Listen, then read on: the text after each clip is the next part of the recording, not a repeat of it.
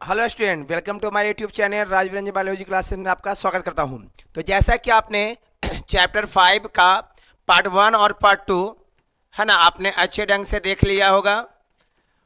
Part 1 और part 2 जिसमें हम लोगों ने 20 से 40 क्वेश्चन यानी 1 से 40 क्वेश्चन हमने कवर कर लिया था। आज हम इसका पार्ट 3 देखने जा रहे हैं। वंशागतीय विविधता के सिद्धांत का पार्ट 3 देखने जा रहे हैं। तो जो भी बच्चे हमारे चैनल से नए हैं वो सब्सक्राइब कर ले, क्योंकि हम जल्द ही इस चैनल पर लाइव आने वाले हैं, है ना। क्वेश्चन बैंक को लेकर, प्रीवियस ईयर क्वेश्चन को लेकर जल्द ही लाइव आने वाले हैं। तो जो भी बच्चे अभी तक जो है सब्सक्राइब नहीं किए हैं वो खटक खटक सब्सक्राइब कर दें, वीडियो को जितना ज्यादा शेयर कर दें, ठीक है ना। तो चलिए आज वंशागतीय विविधता के सिद्धांत का पार्ट 3 क्वेश्चन नंबर 41 से स्टार्ट करते हैं, ठीक है ना। तो चलिए आज का पहला क्वेश्चन क्या कहता है जो देखेंगे। क्वेश्चन क्या कहता है मेरे प्रिय बच्चों, मनुष्य में पुरुषों में जो गुणसूत्र की संख्या होती है वो कितना होता है। तो चाहे स्त्री हो चाहे पुरुष हो, सभी में हर एक मनुष्य में गुणसूत्रों की संख्या 46 होती है। लेकिन अगर पुरुष की बात किया जाए तो वो होती है 44 प्लस XY, है ना। पुरुष में क्या होती है 44 प्लस XY, क्योंकि ये जो 44 है इसको कहते हैं ऑटोजोम, है ना। ऑटोजोमल गुणसूत्र यानी वर्धी गुणसूत्र, और ये जो होता है वो लिंग गुणसूत्र होता है ना, सेक्स क्रोमोसोम इसको कहते हैं। तो ये हो गया ऑटोजोमल क्रोमोसोम, ये हो गया सेक्स क्रोमोसोम, इसको हिंदी में कहते हैं वर्धी गुणसूत्र, इसको कहते हैं लिंग गुणसूत्र, ठीक है ना। तो पुरुषों में लिंग गुणसूत्र की संख्या कितना होगा बेटा, वो होगी 46, यानी कि ऑप्शन कौन हमारा हो जाएगा बी, 44 प्लस XY। चलिए क्वेश्चन नंबर 42 को ध्यान देते हैं। 42 क्वेश्चन क्या कहता है, क्रॉसिंग ओवर किस अवस्था में होती है। बहुत बढ़िया क्वेश्चन मेरे प्यारे बच्चों, क्रॉसिंग ओवर किस अवस्था में होती है। तो याद रखिएगा क्रॉसिंग ओवर पैक्टिन की अवस्था में होती है। कौन अवस्था में होती है, पैक्टिन की अवस्था में। थोड़ा ध्यान दीजिएगा, यहाँ सीरियल नंबर पर प्रॉब्लम हो चुका है, इसलिए हम सी को टिक आउट कर रहे हैं, पैक्टिन, है ना। तो क्रॉसिंग ओवर किस अवस्था में होता है, पैक्टिन की अवस्था में होता है, ठीक है, याद रहेगा ना। ये जो क्वेश्चन है वो सारे बच्चों को नॉर्मली ढंग से याद ही होगा, है ना। चलिए नेक्स्ट क्वेश्चन की ओर ध्यान देते हैं। जो हमारा अगला क्वेश्चन है वो क्या कहता है, हंसियाकार। बहुत बढ़िया क्वेश्चन, मैंने इसके बारे में पीछे भी चर्चा किया है। हंसियाकार रक्त छीनता है, तो बहुत बढ़िया क्वेश्चन, इसको ध्यान से पहले देखिएगा। जो भी प्रॉब्लम होता है वो आरबीसी से होता है, हंसियाकार का प्रॉब्लम। तो आरबीसी जो होता है अगर वो आकार में, सी का मतलब यहां रेड ब्लड सेल से है, रेड ब्लड सेल।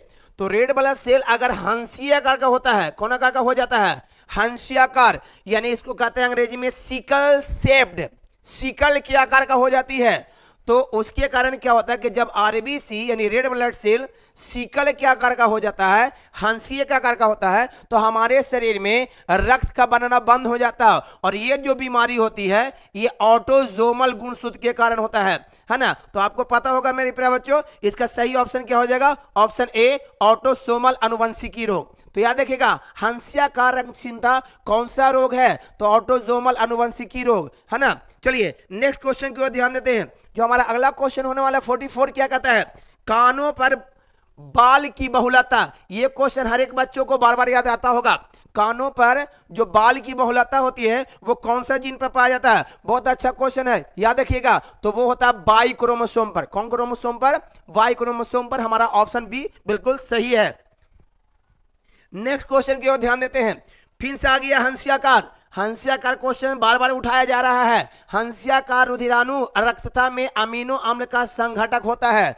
किसके द्वारा होता है भाई, हंसियाकार रुधिराणु रक्तता में अमीनो अम्ल संघटक होता है, किसके द्वारा। तो इसका सही जवाब है बीटा श्रृंखला में बेलील द्वारा, है ना, ग्लूटेमिक अम्ल। बीटा श्रृंखला में, है ना, बेलील द्वारा ग्लूटेलिक अम्ल के द्वारा ही हंसियाकार रुधिराणु रक्तता में अमीनो अम्ल का संघटक होता है। याद रखेगा ना, बहुत बढ़िया क्वेश्चन ये है। इस तरह के क्वेश्चन ही आपको आने वाले आगामी एग्जाम में पूछेगा। इस तरह से बड़ी बड़ी क्वेश्चन ही रहेगा आपको आगामी एग्जाम में। तो आपको घबराना नहीं, हर एक क्वेश्चन को अच्छे ढंग से पढ़ना, ठीक है। चलिए क्वेश्चन नंबर 46 क्या कहता है।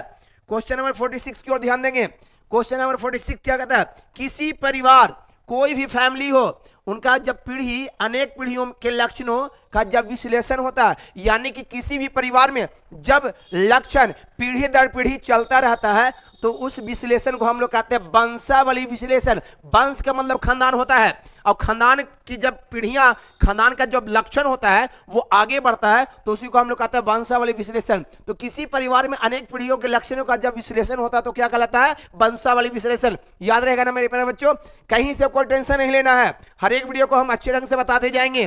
कहीं कोई बच्चे नए हैं चैनल पर तो बिल्कुल सब्सक्राइब कर लें, क्योंकि आगामी जो भी एग्जाम आने वाला है वो बहुत आपके फायदेमंद रहेगा इस चैनल से, ठीक है ना। हम वही क्वेश्चन पढ़ाने वाले हैं जो आगे आपके चैनल के लिए, आगे आपके एग्जाम के लिए बहुत ही महत्वपूर्ण होगा। तो चलिए नेक्स्ट क्वेश्चन को ध्यान देते हैं।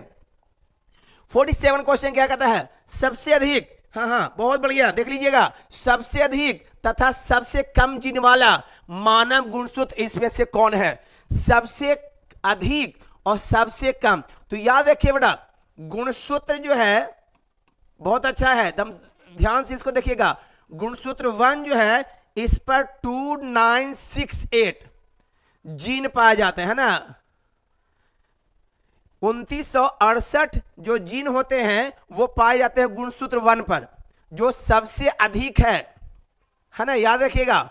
और सबसे जो कम होते हैं वो 22 गुणसूत्र पर पाए जाते हैं वाई पर। तो वाई पर कितना होता है? 231 जीन, है ना। कितना होता है बेटा? 231 जीन्स, जिसकी संख्या जो होती है 231 होती है वाई पर, यानी ये सबसे कम है। तो सबसे अधिक गुणसूत्र गुणसूत्र 1 पर, सबसे अधिक जीन किस पर पाया जाता है? गुणसूत्र 1 पर कितना? 2968। और सबसे कम जीन क्या चीज पाया जाता है? वाई पर। कितना बेटा मेरे प्यारे बच्चों? वाई पर कितना पाई जाती है? तो 231 जीन। तो याद देखेगा हमारा सही ऑप्शन क्या हो गया? ऑप्शन सी, गुणसूत्र 1 एवं वाई। याद रहेगा ना, बहुत बढ़िया क्वेश्चन है। तो सबसे अधिक गुणसूत्र क्या चीज पर? गुणसूत्र 1 पर, और सबसे कम वाई पर, यानी कि हमारा 47 का आंसर क्या हो गया? Option C. चलिए नेक्स्ट क्वेश्चन की ओर ध्यान देते हैं। जो हमारा अगला क्वेश्चन होने वाला है वो क्या कहता है मेरे प्यारे बच्चों? जो अगला क्वेश्चन है वो ये है, दांत कोशिका अरक्तता। बहुत बढ़िया क्वेश्चन है, दांत कोशिका अरक्तता, यानी इसको कहते हैं सिकल सेल एनीमिया, है ना। सिकल सेल एनीमिया से रिलेटेड है। दांत कोशिका रक्तता प्रदर्शित करता, बहुत बढ़िया क्वेश्चन है। क्वेश्चन नंबर 48 क्या कहता है? दांत कोशिका अरक्तता प्रदर्शित करता है। इसका सही ऑप्शन होगा पैलियोट्रॉफी। कौन ट्रॉफी? पैलियोट्रॉफी। चलिए नेक्स्ट क्वेश्चन की ओर ध्यान देते हैं। जो हमारा अगला क्वेश्चन वो क्या कहता है? बहुत अच्छे ढंग से हर एक क्वेश्चन को पढ़िएगा मेरे प्यारे बच्चों, बहुत ही इंपॉर्टेंट ये सब क्वेश्चन है आपके लिए, आगामी एग्जाम के लिए, है ना। हम वही क्वेश्चन को लाए हैं जो आपको आगामी एग्जाम में बहुत ज्यादा फायदेमंद रहेगा। चलिए अगला क्वेश्चन क्या कहता है? क्वेश्चन है 21वें गुणसूत्र के लिए ट्राइजोमी। देखिए बहुत बढ़िया क्वेश्चन है। ट्राइजोमी क्या होती है सर? सबसे पहले जानना है। तो ट्राइजोमी होता है मेरे प्यारे बच्चों 2n+1, जिसमें गुणसूत्रों की संख्या हो जाती है 47, ठीक है ना। तो होती क्या है सर? ये आपको ही पता है, हर एक मनुष्य में 23 जोड़ा गुणसूत्र होते हैं, है ना। तो नंबर n यानी गुणसूत्रों की संख्या कितना हो गया? 23, 23 दूनी 46, और 46 + 1 यानी कितना मेरे प्यारे बच्चों? 47 हो गई। तो यहाँ जहां भी ट्राइजोमी आएगा समझिएगा गुणसूत्रों की संख्या होगी आपका कितना? 47। और ट्राइजोमी का मतलब एक और नाम है, इसको हम लोग डाउन सिंड्रोम के नाम से भी जानते हैं। कौन सिंड्रोम के नाम से जानते हैं? Down syndrome. यानी 21वें गुणसूत्र के ट्राइजोमी के कौन सी अनुवंशिकी बीमारी उत्पन्न होती है? तो इसका सही जवाब है बेटा डाउन सिंड्रोम। या कभी कभी ये भी पूछ सकता है कि डाउन सिंड्रोम को 2n+1 द्वारा भी सूचित किया जाता है। डाउन सिंड्रोम को ट्राइसोमी के नाम से भी जाना जाता है, ठीक है। चलिए नेक्स्ट क्वेश्चन की ओर ध्यान देते हैं। जो अगला क्वेश्चन है वो क्या है? बहुत अच्छा क्वेश्चन, ध्यान से देखिएगा। एक समान दृष्टि वाली महिला, परेशान नहीं होना, एक समान दृष्टि वाली महिला यानी कि जिनके नेत्र में किसी प्रकार का कोई बीमारियां नहीं है, जिनके आंख में किसी तरह का कोई बीमारियां नहीं है, उस महिला के जो पिता हैं वो बीमारी वाले हैं, यानी उनके आंख में वर्णांध बीमारी है, जिसको हम लोग कहते हैं कलर ब्लाइंडनेस। कलर ब्लाइंडनेस में आपको भी पता होगा लाल एवं हरा रंग में विभेदन क्षमता नेत्र खो देता है। यानी कि जब नेत्र लाल और हरा रंग में विभेदन क्षमता खो देता है, सही ढंग से पहचान नहीं कर पाता है, तो उसी को कहते हैं कलर ब्लाइंडनेस, वर्णांधता। तो यदि किसी महिला के पिता वर्णांध है और उस महिला की शादी समान दृष्टि वाले पुरुष से ही हो जाती है ना, महिला भी सामान्य है, उनके पति भी सामान्य है, तो दोनों पत्नी और पति के बीच शारीरिक संबंध से जो पुत्र और पुत्री होती है, तो उनमें कितना % चांस है कि पुत्र वर्णांध होगा या कितना % चांस है कि पुत्री वर्णांध होगा, या होगी या नहीं होगी, ये डिपेंड करता है। क्वेश्चन यूं समझना है कि कोई महिला के पिता वर्णांध है लेकिन वो महिला समान दृष्टि वाली, कोई बीमारी उसमें नहीं है, और उस महिला की शादी अगर किसी पुरुष से होता, वो पुरुष भी समान दृष्टि वाला है, ना महिला में कोई बीमारी है ना पुरुष में बीमारी है, लेकिन इस महिला के पिताजी जो है वर्णांध है ना, तो इससे होने वाले पुत्र या पुत्री कैसे होंगे? तो बहुत बढ़िया क्वेश्चन मेरे प्रिय बच्चों, ध्यान से देखिएगा। तो इसमें जो होने वाले पुत्र होंगे वो 50% चांस है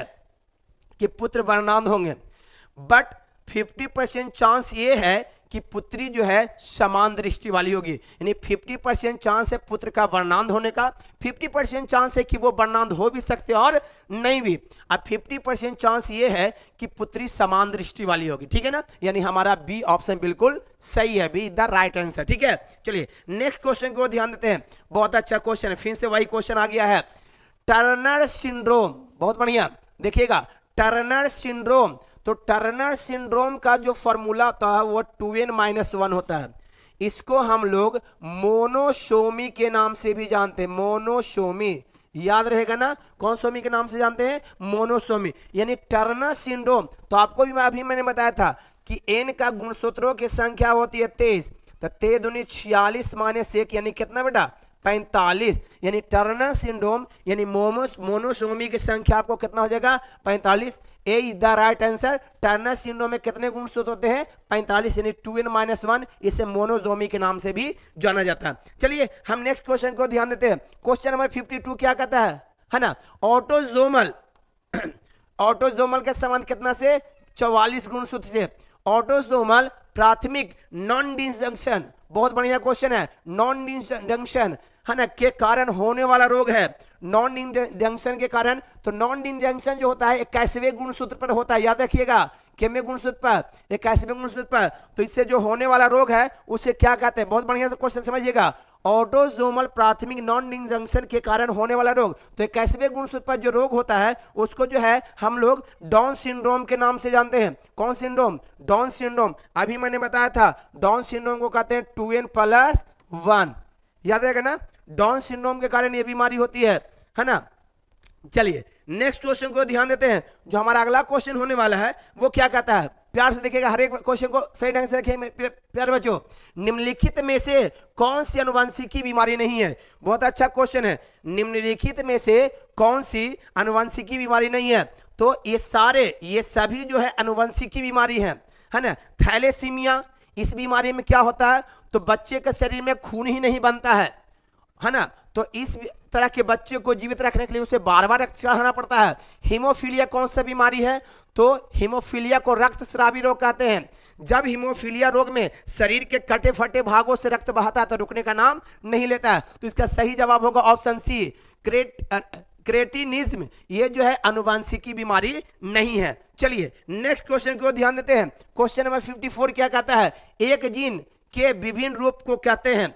तो एक जीन के विभिन्न रूप को एलील कहते हैं, याद रखिएगा, एक जीन के विभिन्न रूप को क्या कहते हैं? एलील कहते हैं। चलिए नेक्स्ट क्वेश्चन को ध्यान देते हैं। कहता है वर्णांध बीमारी में, वर्णांधता जो नेत्र में होने वाली रोग है जिसे हम लोग कलर ब्लाइंडनेस के नाम से भी जानते हैं, उसमें कौन से रंग के पहचान करने की क्षमता खो देते हैं? तो अभी मैंने बताया है लाल तथा हरा रंग। वर्णांध बीमारी में रोगी नेत्र लाल एवं हरा रंग में विभेदन क्षमता, लाल और हरा रंग के पहचान की क्षमता खो देता है। चलिए नेक्स्ट क्वेश्चन, अगला क्वेश्चन क्या कहता है? 56, निम्न में से कौन सा रोग हीमोग्लोबिन त्रुटि के कारण होता है? बहुत बढ़िया क्वेश्चन बेटा, निम्न में से कौन सा रोग? तो इसका सही जवाब है हीमोग्लोबिन त्रुटि के कारण क्या होगा? शरीर में खून का बनना बंद हो जाएगा और शरीर में रक्त की कमी होना क्या कहलाएगा? एनीमिया। और चूंकि यह जो रोग होता है आरबीसी के हंसीय आकार होने के कारण होता है, जिसका हंसीय को कहते हैं सिकल, सिकल सेल। कौन सा सेल बेटा? Sickle cell. तो याद रखिएगा, निम्न में से कौन सा रोग हीमोग्लोबिन त्रुटि के कारण होता है? तो वो है सिकल सेल एनीमिया। एनीमिया बीमारी में, एनीमिया बीमारी होती क्या है? तो एनीमिया बीमारी में शरीर में रक्त का बनना बंद हो जाता है, जिसके कारण शरीर में रक्त की कमी हो जाती है, ठीक है ना। तो इसका सही ऑप्शन होगा सिकल सेल एनीमिया, जो है हीमोग्लोबिन त्रुटि के कारण होता है, ठीक है। चलिए नेक्स्ट क्वेश्चन क्या कहता है? क्वेश्चन नंबर 57, क्वेश्चन नंबर 57 क्या कहता है? ट्राइजोमी। अभी मैंने बताया ट्राइजोमी में गुणसूत्रों की संख्या कितना हो जाएगी? 47। ट्राइजोमी कारण बच्चे मंद बुद्धि को होते हैं, उसे क्या कहते हैं? ट्राइजोमी के कारण बच्चे मंद बुद्धि को होते हैं, उसे हम लोग क्या कहते हैं? तो इसका सही ऑप्शन होगा डाउन सिंड्रोम। अभी मैंने बताया था डाउन सिंड्रोम में गुणसूत्रों की संख्या 47 होती है, जिसके कारण बच्चे मंद बुद्धि को होते हैं। यानी कि ट्राइजोमी के कारण बच्चे मंद बुद्धि को होते हैं, उसे क्या कहते हैं? तो उसे कहते हैं डाउन सिंड्रोम। चलिए क्वेश्चन नंबर 58 क्या कहता है? क्वेश्चन नंबर 58 क्या कहता है? बर्नार्ड के जीन होते हैं। तो याद रखिएगा मेरे प्यारे बच्चों, बर्नार्ड का जीन, तो बर्नार्ड का जब भी जीन होगा वो एक्स गुणसूत्र पर, कौन गुणसूत्र पर? एक्स गुणसूत्र पर। क्योंकि अगर पुरुष में पाया जाता है एक्स वाई, स्त्री में पाया जाता है एक्स एक्स, अगर इस एक्स पर सी आ जाता है, यानी एक्स सी दोषी जीन है, एक्स सी दोषी जीन है। इसी एक्स सी दोषी जीन के कारण पुरुषों में वर्णांधता या मनुष्यों में वर्णांधता का गुण देखने को मिलता है। तो 58 का ऑप्शन क्या बेटा? बी बिल्कुल सही है ना। याद रखिएगा 59 क्वेश्चन क्या कहता है? बहुगुणिता, बहुत अच्छा, स्वबहुगुणिता कृत्रिम रूप से प्रेरित किया जा सकता है। स्वबहुगुणिता कृत्रिम रूप से प्रेरित किया जाता है, तो इसका सही ऑप्शन होगा बेटा कॉलचिसिन द्वारा। किसके द्वारा? कॉलचिसिन द्वारा स्वबहुगुणता कृत्रिम रूप से प्रेरित किया जा सकता है, ठीक है। चलिए नेक्स्ट क्वेश्चन, जो हमारा लास्ट क्वेश्चन होने वाला है, वो क्या कहता है? लास्ट क्वेश्चन बेटा, क्लाइफेल्टर सिंड्रोम लिंग गुणसूत्र के संघटक होते हैं। हमारा लास्ट क्वेश्चन है क्लाइफेल्टर सिंड्रोम लिंग गुणसूत्र के संघटक होते हैं। तो याद रखिएगा, क्लाइफेल्टर सिंड्रोम में गुणसूत्रों की संख्या 47 हो जाती है, ठीक है। तो एक आपने सुना होगा डाउन सिंड्रोम, डाउन सिंड्रोम में भी गुणसूत्रों की संख्या 47 हो जाती है, लेकिन इसमें जो है 21वें गुणसूत्र बढ़ता है, बट इसमें क्या होता है? लिंग गुणसूत्र में वृद्धि हो रही है। याद रखिएगा 44 प्लस एक्स एक्स वाई, अगर ये स्थिति आ जाती है, लिंग गुणसूत्र में वृद्धि हो जाती है, तो उसको हम लोग कहेंगे क्लाइफेल्टर सिंड्रोम। लेकिन डाउन सिंड्रोम में लिंग गुणसूत्र वही रहेगा, एक्स वाई या एक्स एक्स, लेकिन 21वें गुणसूत्र में जब वृद्धि हो जाएगी तो उसको हम लोग कहेंगे डाउन सिंड्रोम। तो हमारा क्वेश्चन क्या है? क्लाइफेल्टर सिंड्रोम में लिंग गुणसूत्र का संघटक होते हैं, तो वो कौन हो गया? लिंग गुणसूत्र का संघटक कौन कौन है ना? X X Y. यानी हमारा ऑप्शन क्या हो जाएगा? है ना, A is the right answer. याद रखिएगा कहीं कहीं आपको ये भी मिलेगा 44 प्लस एक्स एक्स वाई, तो याद रखिएगा ये भी ऑप्शन आपको बिल्कुल सही होगा, है ना, 44 प्लस एक्स एक्स वाई। तो कोई प्रॉब्लम आपको इस तरह के क्वेश्चन में नहीं होनी चाहिए। तो आज आपका पार्ट 3 का लास्ट क्वेश्चन, क्वेश्चन नंबर 60 जो है समाप्त हो चुका है। इसके बाद पार्ट 4 के साथ ये चैप्टर हम समाप्त करेंगे। मुझे उम्मीद है कि आज आपका टोटल 20 क्वेश्चन आपने अच्छे ढंग से कवर कर लिया होगा। तो जितना भी बच्चे हमारे चैनल पर नए हैं वो चैनल को, है ना, सब्सक्राइब कर लें, इस वीडियो को ज़्यादा से ज़्यादा शेयर करें। अगर कोई प्रॉब्लम तो आप हमें कमेंट कर सकते हैं। चलिए हमारे चैनल से बने रहने के लिए धन्यवाद। जय हिंद।